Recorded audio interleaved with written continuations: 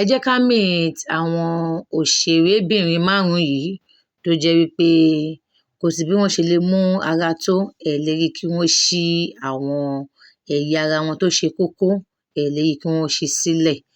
Ẹni àkọ́kọ́ tá ń wò níbí báyìí ni beautiful actress Fúnkẹ́ Akíndélé, màmá ìbejì. Àwọn ni ẹni àkọ́kọ́ ní ibí báyìí.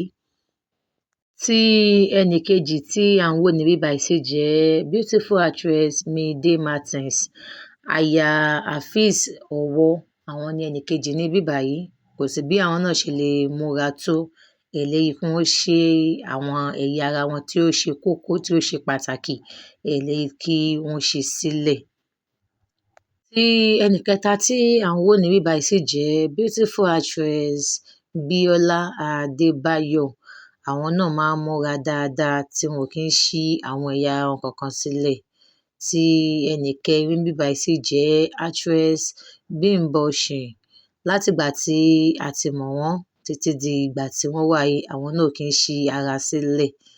Tí ẹni karùn-ún tí à ń wò níbí báyìí sì jẹ́ actress Fathia Balogun Williams. Àwọn náà kì í ṣí ẹ̀yà ara wọn kankan sílẹ̀ tí wọ́n bá wọṣọ. Ta ni ẹ̀yin nífẹ̀ẹ́ sí jùlọ nínú àwọn òṣèrébìnrin márààrún yìí? Ẹ jẹ́ ká pàdé ní comment section. Àti pé ta ni ẹ̀yin tún rò pé òun náà kì í ṣíra sílẹ̀ nínú àwọn òṣèrébìnrin? Ẹ jẹ́ ká pàdé ní comment section.